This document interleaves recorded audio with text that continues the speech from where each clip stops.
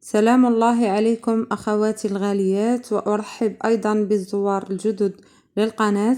أقدم لكم أخواتي اعتذاري عن هذا الغياب الطويل، لكنه خارج عن إرادتي. فيديو اليوم بإذن الله أقدمه تحت إلحاح شديد من الأخوات تواصلوا معي في الخاص، يريدون هذه الوصفة لأزواجهن الذين يعانون من مشكلة في قلة الحركة، ومشكلة في السائل المنوي، وأيضا مشكلة في قلة العدد. وما لا يعلمه الكثيرون أن مرض السكري والتدخين أيضا عاملان من العوامل المؤثرة في جودة السائل المنوي عددا وحركة أيضا.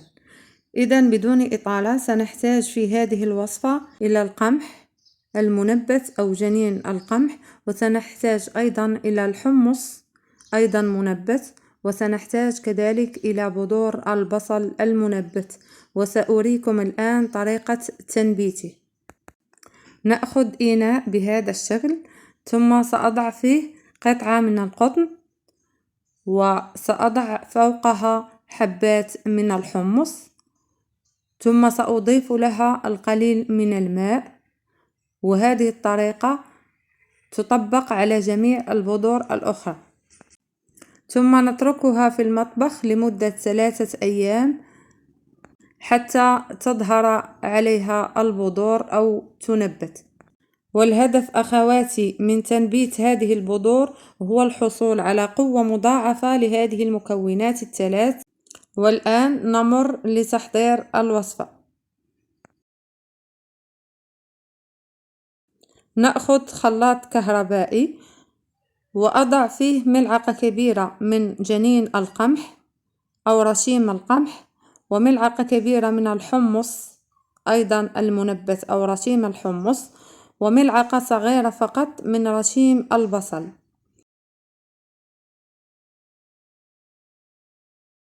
ونضيف إليهم كأس من الماء، من الأفضل أن يكون مغليا مسبقا، أو إذا أمكن استعمال ماء معدني.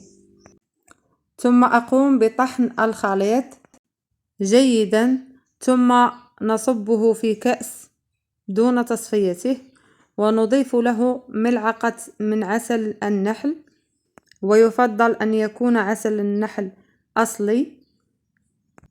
وبالنسبة لطريقة الاستعمال، يشرب كأسان يوميا 2 في اليوم، يشرب كأس صباحا على الريق، ثم يشرب الكأس الثاني في الليل قبل النوم.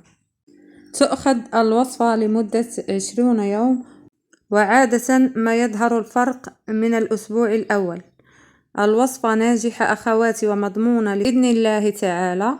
إذن لكل من استفاد من الفيديو المرجو دعم هذا المحتوى بلايك واشتراك ومشاركة الفيديو مع الأصدقاء والأقارب لتعم الفائدة.